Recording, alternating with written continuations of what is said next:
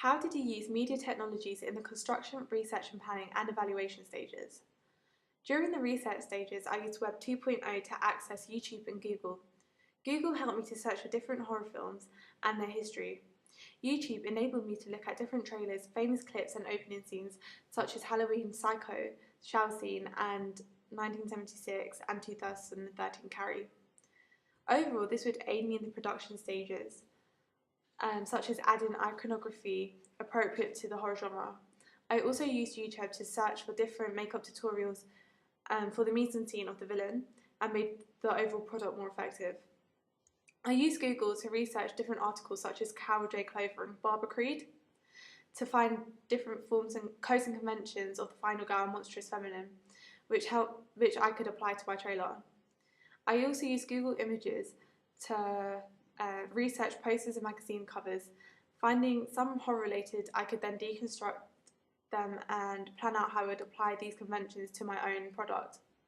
After choosing what magazine label we wanted, in this case Empire, I could then research further on their website and look at their latest news and see if I could apply any of the information on my own cover.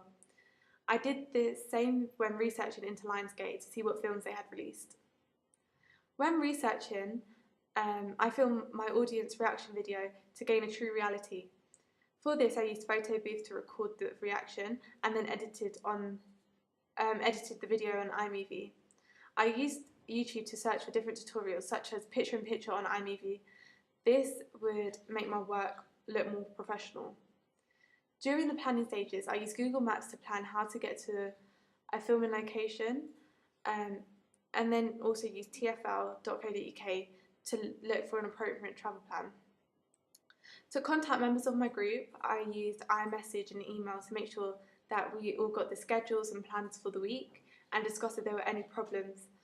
So, for example, one day we had to delay shooting as we saw it was going to rain the next day, and by telling each other beforehand, we planned to do some editing the next day instead, so this way we were all more organised.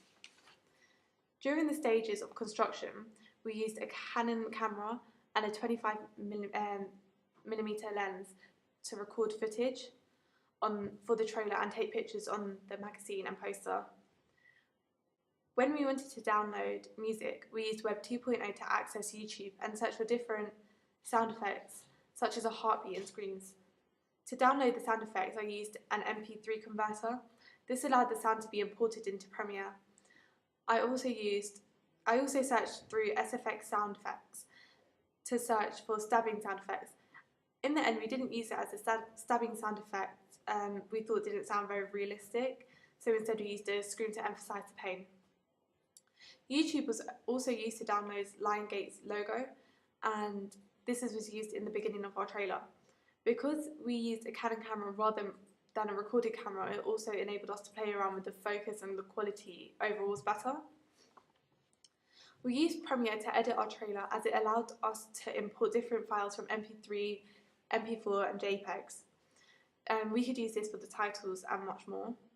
Premiere also allowed us to make the editing sharper as we could zoom into the clip and use markers to cut clips more precisely. This made the scenes tighter. So we also used a simple effect such as gamma correction, brightness and contrast to make scenes darker and more intense, such as the beginning scenes of our trailer. We could also use different effects such as a green overlay to create a night screen as we couldn't shoot at night due to the lighting. From feedback, our teacher noticed that the transitions for some of the titles were different. Premiere allowed me to fix the attributes and make the motion of the titles the same. Premiere also helped with sound. From my research, I found that sound was very important as people tend to get more shocked from dramatic sound effects. Downloading and importing sound effects was fairly simple, and tools were similar to the visual editing. So if we wanted to, we could cut sound, raise volume levels and gain and dissolve into the next scenes. This made transitions smoother. During the process of construction, the main media technologies that I've used were Photoshop for the magazine poster and Adobe Premiere for the trailer. Photoshop has endless possibilities, and I decided to use it as I need the skills from AS. Photoshop allowed me to manipulate the image and change the appearance of font and different tools and effects to help me in the process of making the product.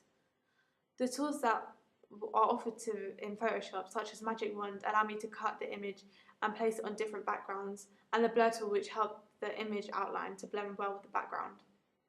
Another important tool that I used was the burn tool to darken some of the features.